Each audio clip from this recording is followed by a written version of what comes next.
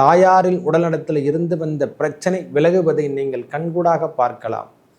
தாயார் உடல்நிலையாகட்டும், தந்தையார் உடல்நிலையாகட்டும், லாபாதிபதி என்று சொல்கிற மாதிரி சுக்கிர பகவான் வலுத்திருப்பது ரொம்ப சுபமம். உங்கள் வாழ்க்கை தரத்துக்கு ஒரு பெரிய ஆஃபரான காலம் என்று கூட சொல்லுவேன். ஒரே வார்த்தை சொல்லப்போனால் இந்த மாதம் உயர்வினை தரக்கூடிய மாதமாகவும், வேலை சார்ந்த விஷயத்தில் ஒன்று நம்மளுக்கு டிரான்ஸ்ஃபர் கிடைக்கும்.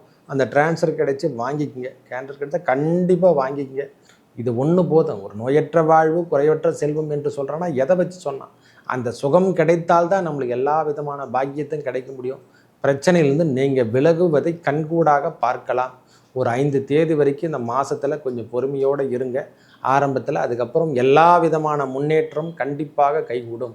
இந்த பதிவினை காண இருப்பது என்னவென்றால், மாத ராசிபலன் வரிசையில் நாம் காண இருப்பது தமிழ் மாத ராசிபலனை பார்ப்போம். அதாவது புரட்டாசி மாத ராசிபலனை பார்ப்போம் வாருங்கள்.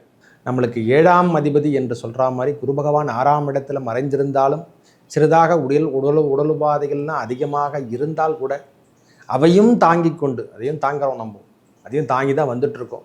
7ஆம் இடம் என்று சொல்லக்கூடிய இடத்துல செவ்வாய் பகவான் வீட்டிலிருந்து நேரடி பார்வை என்பதால் அந்த பகவானுடைய பார்வையும் பார்க்கணும். அதே 10ஆம் இடம் என்று சொல்லக்கூடிய இடத்துலையும் நாம் கவனிக்கணும்.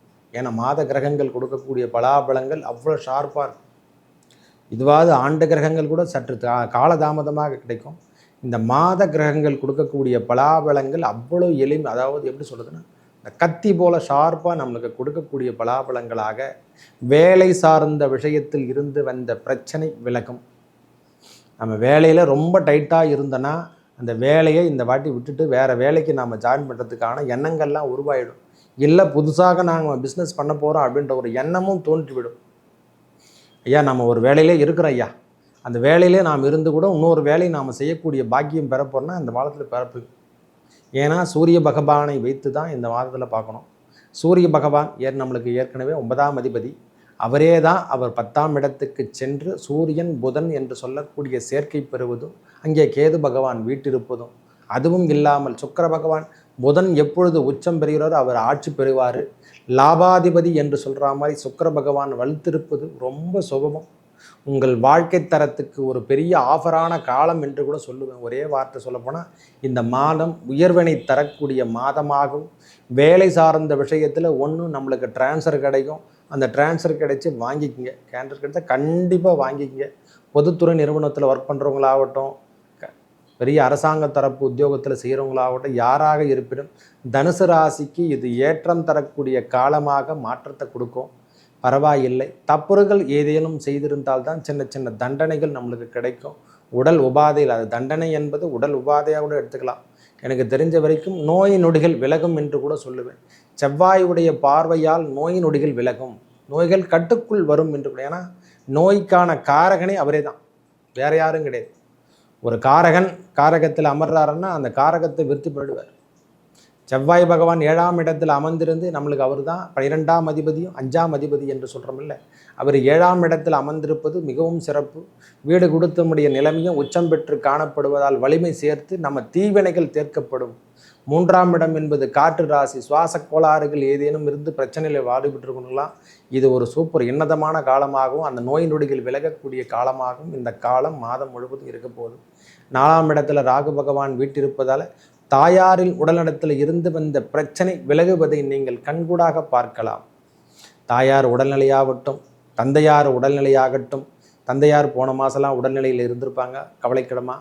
சில விஷயங்கள் இப்போ மாறி திருப்பி அவங்களும் பழைய நிலைமைக்கு வருவதை நீங்கள் பார்க்க போகிறீங்க. பிரிவினைகள் என்பது இனிமேல் கிடையாது. உறவுகளில் இருந்து வந்த பிரச்சனைகள் விலகும். நம்ம தூரத்து ரிலேட்டிவ்ஸாகட்டும், இல்லை தூரத்து உறவாகட்டும், நம்ம கூட பிறந்தவங்களாகட்டும், யாராக இருப்பினும் இளைய சகோதரன் சகோதரிகிட்ட கருத்து வேறுபாடு நிலவாத வண்ணம் பார்த்து கொள்ளுங்கள். அதெல்லாம் கொஞ்சம் அட்ஜஸ்ட்மெண்ட் பண்ணுற வேலை காலமாகுது. ஏன்னா 3ஆம் அதிபதி சனி பகவானும் வக்ரகதியில் இருப்பதால் அந்த தொந்தரவுலாம் நம்மளுக்கு கொடுக்க தான் செய்யும். சில நேரத்தில் அவங்களையும் நாம் பகைக்கிற மாதிரியோ நம்ம சண்டை போடுற மாதிரி ஒரு சூழ்நிலையெல்லாம் ஏற்படையா. இந்த உறவுகளே தேவையில்லை, இதெல்லாம் பிரச்சனைகள் தான் வரும்னு சொல்கிற மாதிரி எண்ணங்களை ஏற்படுத்தி விடுவார்.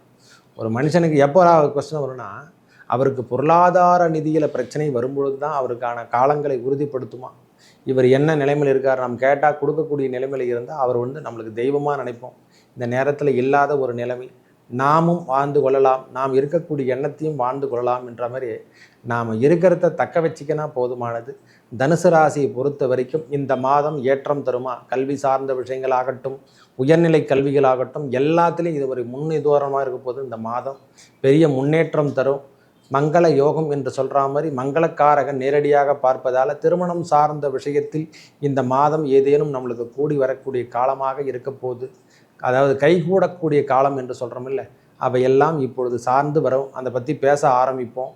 ஏன்னா இது வரைக்கும் பேசாமல் இருந்தால் அந்த பேச்சுவார்த்தைலாம் நடக்க ஆரம்பிக்கும். ஏன்னா 7ஆம் அதிபதி உச்சம் பெறும் பொழுது அந்த பாக்கியம் எல்லாம் கிடைக்குமா? அந்த பவர் எல்லாருக்கும் நம்மளுக்கு கொடுக்க வேண்டியது. 4ஆம் இடம் என்று சொல்லக்கூடிய உச்சத்துக்கு சுகம் என்று சொல்கிறோம் இல்லை, அவர் உச்சம் பெற்று நேரடியாக எங்கே பார்க்குறாரு? 4ஆம் இடத்தை தான் பார்க்குறாரு. 10ஆம் இடத்துலேருந்து நம்ம உடல் நலத்தில் இருந்து வந்த பிரச்சனை விலகும். இது ஒன்று போதும். ஒரு நோயற்ற வாழ்வு குறைவற்ற செல்வம் என்று சொல்கிறோன்னா எதை வச்சு சொன்னான்? அந்த சுகம் கிடைத்தால்தான் நம்மளுக்கு எல்லா விதமான பாக்கியத்தையும் கிடைக்க முடியும். பிரச்சனையிலேருந்து நீங்கள் விலகுவதை கண்கூடாக பார்க்கலாம். ஒரு 5 தேதி வரைக்கும் இந்த மாதத்தில் கொஞ்சம் பொறுமையோடு இருங்க ஆரம்பத்தில். அதுக்கப்புறம் எல்லா விதமான முன்னேற்றம் கண்டிப்பாக கைகூடும். அதாவது செலவீனங்கள் எல்லாம் உங்களுக்கு கட்டுக்குள்ளே வந்துடும் ஐயா, நீங்கள் பயப்படணும் அவசியமே இல்லை. செலவு சார்ந்த விஷயமோ அதாவது வெளியூர் செல்லக்கூடிய பாக்கியம் ஏதேனும் இருந்தால் அவையெல்லாம் கூட மாறிவிடும். இந்த புரட்டாசி மாதத்துக்கு உகந்த தெய்வம் என்று சொல்லக்கூடிய ஏழுமலையான் வெங்கடாஜலபதியை நினைத்து வாருங்கள்.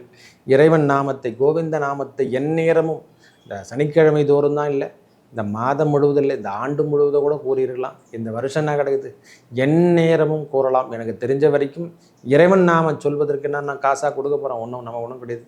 அந்த ஞாபகத்தையும் நாமயத்தை எந்த காரணத்தை கொண்டு நாம காரணத்தை மாற்றவே கூடாது.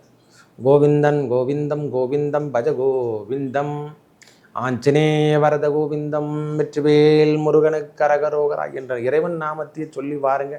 புரட்டாசிக்கு உகந்த மாதமாக அந்த ஏழுமலையான் வெங்கடாஜலபதி திருநாமம், அந்த ரங்கநாயகன் ரங்கநாயகி நாமத்தையும், அந்த ராமானுஜருடைய பூத உடலின் நாமம் காணும் பொழுதெல்லாம் நம்மளுக்கு 4ஆம் இடத்துல ராகுவாலையும் கேதுவாலையும் ஏற்பட்ட பிரச்சனைகள், அந்த தொந்தரவு, தாய் தொந்தரவு, நம்ம சுகம் தொந்தரவு, இவையெல்லாம் மாறி உங்கள் வாழ்வாதாரம் மேலோங்கி மேலோங்கி போகக்கூடிய காலமாகும்.